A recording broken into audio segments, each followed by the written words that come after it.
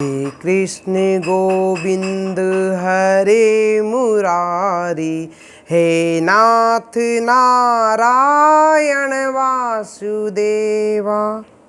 जय श्री कृष्णा। एक बार की बात है, नैमिषारण्यक तीर्थ ये भगवान का बहुत प्रिय है। यहाँ पर विष्णु भगवान सब देवता को बहुत प्रिय नैमिषारण्यक तीर्थ है। यहाँ पर सभी ऋषि एक साथ मिले। शौनक ऋषि ने सब ऋषियों से मिलकर यज्ञ करने की ठानी। चलो अपन इस तीर्थ में विष्णु प्रिय यज्ञ करते हैं, जिससे विष्णु भगवान अपन को दर्शन दे और हम उसके परम धाम को प्राप्त हो। तो बहुत बड़ा यज्ञ रखा उन्होंने। उस समय वहाँ पर एक बहुत बड़ा ऊंचा चौतरा बनाए उन लोग, और वहाँ पर सूत जी महाराज को बैठाए। वो सूत जी महाराज से बोले, प्रभु ये कलयुग आ गया है। इस कलयुग में लोगों की आयु बहुत ही कम हो गई है। लोग बहुत नीच हो गए हैं, एक दूसरे से जलते हैं, बहुत सी बीमारियों में वो फंसे रहते हैं। कलयुग में हर व्यक्ति किसी न किसी बीमारी से ग्रस्त है। बीमारी नहीं है तो पत्नी से परेशान है, पत्नी अच्छी है तो पुत्र से परेशान है, पुत्र अच्छा है तो धन दौलत से परेशान है। हर व्यक्ति परेशान है। इनकी मुक्ति का उपाय बताओ। हर व्यक्ति किसी न किसी दुख में ग्रस्त है। उम्र छोटी होते जा रही है, हर आदमी परेशान हो गया है। क्या करें? आप हमें कुछ बताओ। इस भवसागर को, ये भवसागर जैसा समुद्र रहता है, समुद्र के उस पार कुछ नहीं दिखाई देता, सिर्फ पानी ही पानी रहता है। उसी प्रकार ये दुख रूपी संसार में आगे कुछ दिखाई नहीं देता, सिर्फ दुख ही दुख है, दुख ही दुख है, उसके सिवाय कुछ भी नहीं है।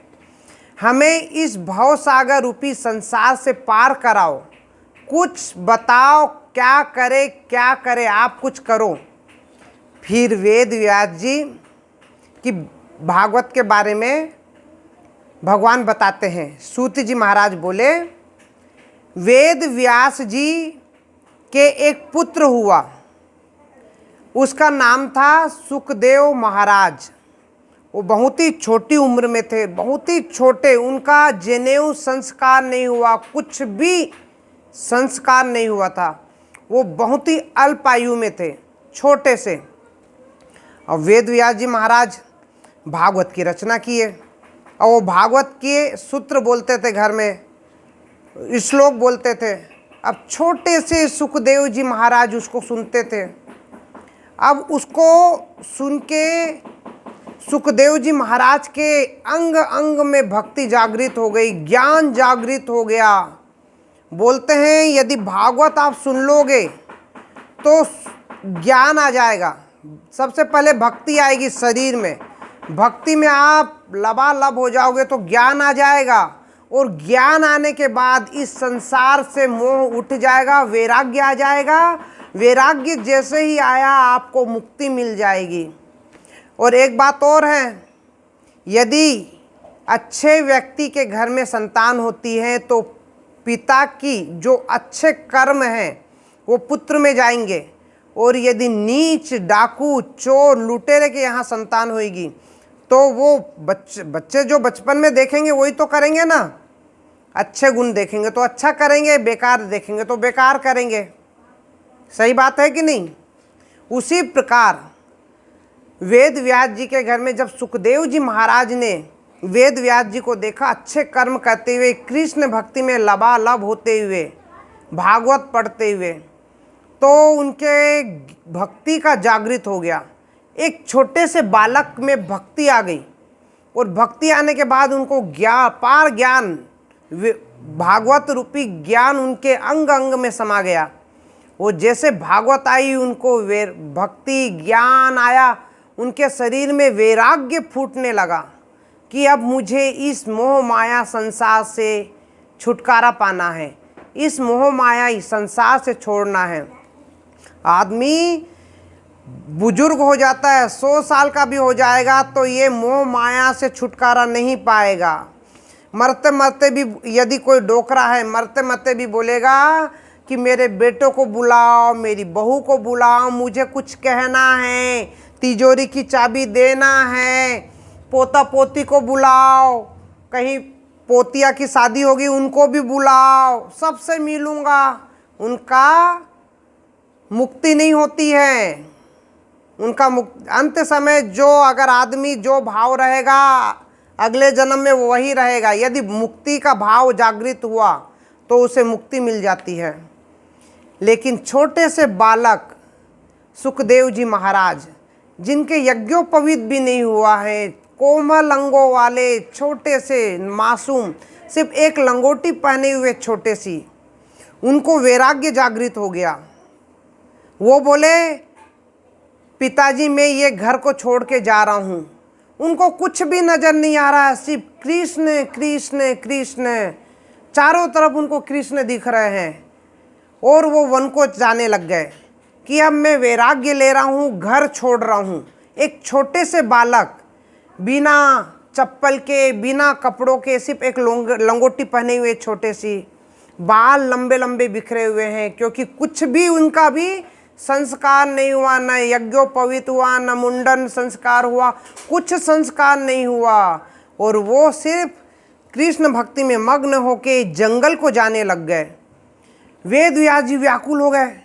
अब किसी का बच्चा बड़ा होके भी यदि बाहर जाता है, रायपुर, बिलासपुर या कहीं अपने गांव को छोड़ के दूसरे जगह जाता है, तो पिता का मन होता है ना कि यहीं अरे अच्छे से जाना, अच्छे से खाना पीना वहाँ। उनको मालूम है शाम तक आ जाएगा, 2 दिन में आ जाएगा, फिर भी वो व्याकुल रहते कि खाना पीना अच्छे से, बाहर ज़्यादा घूमना मत, सीधा घर आना। बोलते कि नहीं, किसी का बच्चा स्कूल जाता है, शाम को आ जाता है, बोलते हैं बेटा ले टिफिन ले, इसको खाना भूलना मत खाने से। वो पढ़ाई करेगा, स्कूल की छुट्टी होगी, सीधा घर में आना। उनको मालूम है पढ़ाई करने जा रहा है, शाम को घर में आ जाएगा, फिर भी व्याकुल रहते हैं। अब सुखदेव जी महाराज तो हमेशा के लिए घर छोड़ के जा रहे हैं। उनके पिता वेद व्यास जी व्याकुल हो गए, क्या करूं, मेरा बेटा घर छोड़ के जा रहा है, मैं कैसे रोकूं उसको, रुक जा। लेकिन सुखदेव जी महाराज कृष्ण में मग्न हो गए हैं। मुझे घर नहीं, मुझे वैराग्य चाहिए, वैराग्य से मुक्ति आएगी, मुझे कृष्ण चाहिए, कृष्ण चाहिए, मुझे कुछ भी नहीं चाहिए, न खाना न पीना, सिर्फ मुझे कृष्ण चाहिए। वो चले जा रहे हैं जंगल में और उनके पिता वेद व्यास जी पीछे पीछे जा रहे हैं। बेटा सुनो, बेटा सुनो, अभी तुम्हारी आयु नहीं हुई है वैराग्य लेने की, अभी तुम बच्चे हो, अभी तुम्हारा कुछ भी संस्कार नहीं हुआ, तुम अभी बड़े हो, फिर 50, 60, 100 साल के बाद तुम वैराग्य लेना, आराम से जाना, लेकिन अभी मत जाओ पुत्र, तुम छोटे से हो। जंगल में शेर, चीते, हाथी, कितने जानवर रहते हैं, अंधेरे में तुम कहाँ जाओगे, क्या करोगे, क्या खाओगे जंगल में। व्याकुल हो गए वेद व्यास जी, उनका सीना फूटने लग गया, क्या करूँ, कैसे रोकूं मेरे पुत्र को, पुत्र तुम रुक जाओ। पीछे पीछे भगे जा रहे हैं। वो सुखदेव जी महाराज को कुछ भी सुनाई नहीं दे रहा है, सिर्फ उनको कृष्ण कृष्ण दिख रहे हैं, चारों तरफ कृष्ण दिख रहे हैं। और वेद व्यास जी उनके पीछे भागे चले जा रहे हैं, बेटा रुक जाओ, बेटा रुक जाओ, मत जाओ। अब सुखदेव जी महाराज को तो कुछ सुनाई नहीं दे रहा है, सिर्फ भगवान ही दिख रहा है, चले जा रहे हैं। इस अवस्था में पेड़ पौधे तक रोने लग गए, वृक्षों के आंसू आने लग गए, वृक्षों की जो लताएं हैं वो सुखदेव जी महाराज को रोक रही है, आपके पीछे आपके पिता आ रहे हैं, रुक जाओ। लेकिन वो किसी की नहीं सुन रहे हैं। फिर वृक्षों ने वेद व्यास जी को समझाया कि आपका पुत्र जा रहा है, वो हमसे नहीं रुक रहा है, हम बहुत रोक चुके हैं। उस बाल रूपी, ऐसे वैराग्य किस्मत वालों को मिलता है, हर किसी को नहीं मिलता। जो इनको ऐसा मिल जाए ज्ञान भक्ति वैराग्य, उनको साक्षात मुक्ति के दर्शन हो जाते हैं, मुक्ति मिल जाती है। जन्म जन्म के चक्र से वो छुटकारा पा जाते हैं। जन्म जन्म का चक्र यानी गर्भ में दोबारा वो व्यक्ति नहीं आता है, सीधा वो कृष्ण धाम गोलोक में चले जाता है और उनकी कृष्ण भगवान की लीलाओं का पान करता है। सुखदेव जी महाराज जी चले गए हैं, वेद व्यास जी रोते रह गए हैं, रुके नहीं। वृक्षों ने उन्हें बहुत समझा रहे हैं, वृक्ष लताएं भी उन्हें समझा रही हैं। वृक्षों में भी जान होती है, वृक्षों को काटो मत। वृक्ष को भी दर्द होता है, जिस प्रकार इंसान को दर्द होता है उसी प्रकार वृक्षों को दर्द होता है। वृक्षों के आंसू आ रहे हैं, वेद व्यास जी को समझा रहे हैं। ऐसे कोमल शरीर वाले सुखदेव जी महाराज, जिनमें साक्षात कृष्ण भक्ति जागृत हो गई है, उन महान ज्ञानी को मैं नमस्कार कहता हूँ। फिर सूत जी महाराज ने शौनक आदि ऋषि से कहना शुरू कर दिया कि इस प्रकार सुखदेव जी महाराज वन को चले गए और इस दुनिया में पाप का अंत कभी नहीं होगा। व्यक्ति कलयुग में जब तक रहेगा पाप का भोग भोगेगा और नरक में जाएगा। इसके लिए भगवान की भक्ति बहुत जरूरी है। इस दुनिया में जब कुछ भी नहीं था, जब श्री हरि समुद्र में, क्षीर सागर में शेषनाग की सैया में लेटे हुए थे, उसी समय उनके नाभिक में से एक कमल का फूल निकला और वो कमल जैसे ही खिला उसमें ब्रह्मा जी निकले। उस ब्रह्मा जी और विष्णु भगवान को मैं नमस्कार करता हूँ।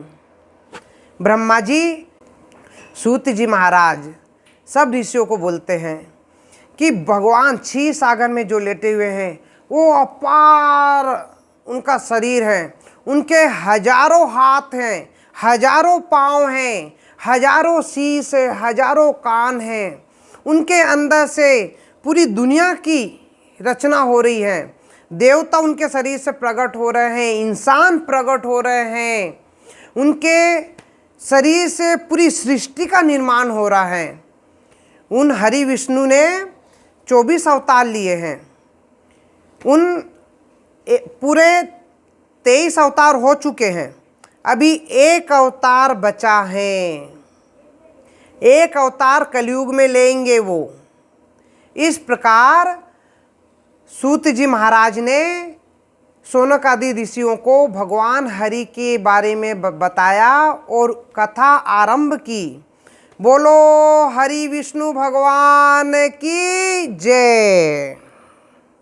श्री कृष्ण गोविंद हरे मुरारी, हे नाथ नारायण वासुदेवा। जय श्री कृष्णा।